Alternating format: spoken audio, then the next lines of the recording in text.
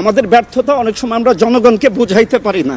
আজকেও ফিরে আসা কিন্তু জনগণের জন্যই। আমরা এর আগেও যা করছি অর্ডারে করছি, আজকেও অর্ডার করেছে, তাই আমি থানায় চলে আসছি। একটা মানুষের আইডেন্টিটিতে প্রথম যদি বলে যে আপনার পরিচয় কি, সেই পরিচয়ের ভিতরেই থানা আসে, যে কোন থানায় সে বাস করে। আমাদের কাছে এটা মনে হয়েছে যে আমাদেরকে পুলিশকে আগে বাঁচাইতে হবে। থানার ভেতরে ব্যাপক অস্ত্র রয়েছে, যদি এগুলো সন্ত্রাসীদের কাছে চলে যেত তাহলে এটা আমাদের নিরাপত্তার জন্য একটা চ্যালেঞ্জ হয়ে যেত। প্রথমেই আমরা যেটা ওই দিন যেটা এক্সপিরিয়েন্স করছি, যখন মবটার সংখ্যা এত বেশি ছিল, কন্ট্রোল করাটা যখন ডিফিকাল্ট হয়ে যাচ্ছিল, তখন আমাদের মাথায় আসছে যে থানা একটা গুরুত্বপূর্ণ স্থাপনা, এটার মধ্যে অনেকগুলো ফ্যামিলি আছে, প্রায় 200-300 ফ্যামিলি আছে এখানে।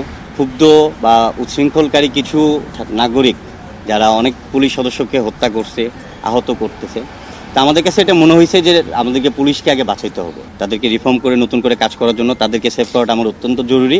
এছাড়া ওই থানার ভেতরে ব্যাপক অস্ত্র রয়েছে, যদি এগুলো সন্ত্রাসীদের কাছে চলে যেত তাহলে এটা আমাদের নিরাপত্তার জন্য একটা চ্যালেঞ্জ হয়ে যেত। এই জন্যই আমাদের প্রথম কনসার্ন আসছে যে যেহেতু আমরা এখানে ডিপ্লয়েড ছিলাম, প্রথম কাজ হচ্ছে আমাদের এই থানাটাকে সেভ করা। এই চিন্তা থেকেই আমরা এই থানাটাকে আমরা লাস্ট কয়েকদিন থেকে সিকিউরিটি দিয়ে যাচ্ছি এবং তাদের যত ধরনের সাহায্য সহযোগিতা প্রয়োজন সেই জিনিসগুলো চালাই যাচ্ছি। এছাড়াও আপনাদেরকে জানাচ্ছি যে এই এলাকার বিভিন্ন ব্যবসায়ী প্রতিষ্ঠান, ব্যবসায়ী মালিক সমিতি, গণ্যমান্য ব্যক্তিবর্গ, students, teachers, scouts, BNCC, answer বাহিনী, তাদের সবার সাথে আমাদের সমন্বয় সভা করেছি, যার মাধ্যমে সবাই আমাদেরকে আশ্বস্ত করেছেন যে পুলিশকে নতুন করে রিফর্ম করে তাদের কার্যক্রম অল্প সময়ের মধ্যে শুরু করার জন্য তারা সকলেই আমাদের সাথে পুলিশ ভাইদেরকে সবাই সাহায্য সহযোগিতা করবে, এভাবে আমাদেরকে সবাই আশ্বস্ত করেছে। হৃদয় আমাদের ভারাক্রান্ত।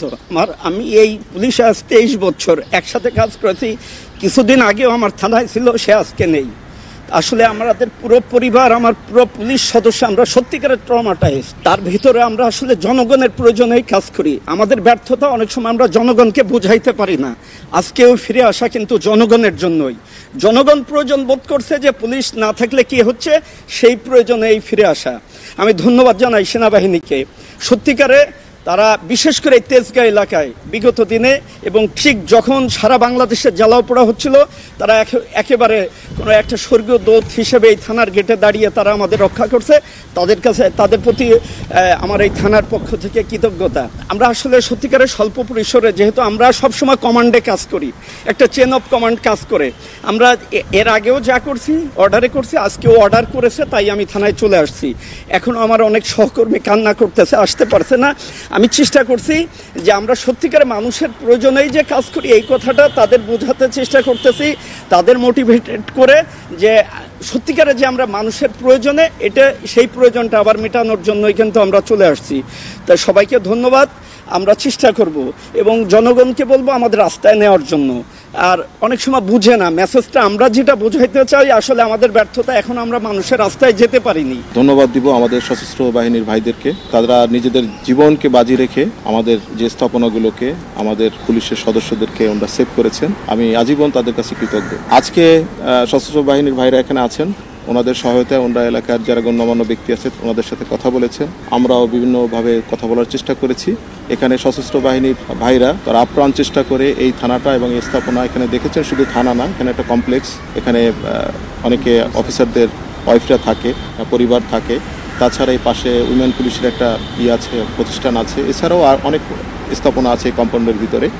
এই গুরুত্বপূর্ণ স্থাপনাগুলোকে ওনারা সেভ করেছেন। আজকে আমরা প্রথম কাজ শুরু করেছি এবং ওনাদের সহায়তায় আপনারা দেখতে পাচ্ছেন প্রচুর সশস্ত্র বাহিনীর ভাইরা এখানে আছেন।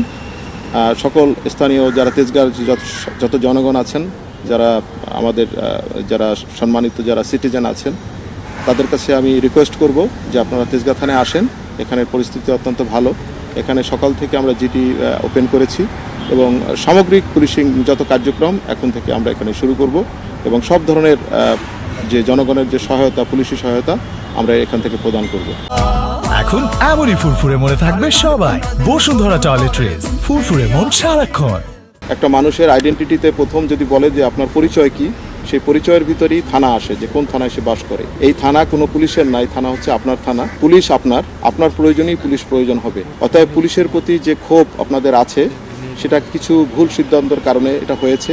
এই জন্য কিন্তু সমগ্র পুলিশ বাহিনী দোষী না, সমগ্র পুলিশের অধিকাংশ মানুষই দোষী না। আপনারা যা হয়েছে, আপনারা পুলিশের দোষ ত্রুটি এটা ক্ষমা সুন্দরভাবে দেখেন, কারণ এই থানা আপনাদের, পুলিশও আপনাদের।